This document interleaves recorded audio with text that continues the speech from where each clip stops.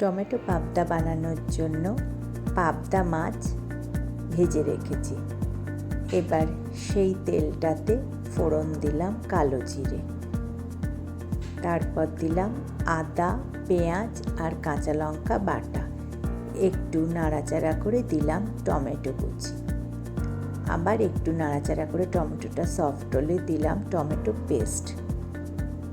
তারপর একে একে দিলাম হলুদ, নুন আর মিষ্টি।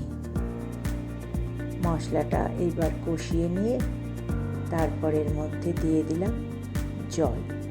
জলটা ফুটে উঠলে তার মধ্যে আগের থেকে ভেজে রাখা পাবদা মাছগুলো এর মধ্যে ছেড়ে দিলাম।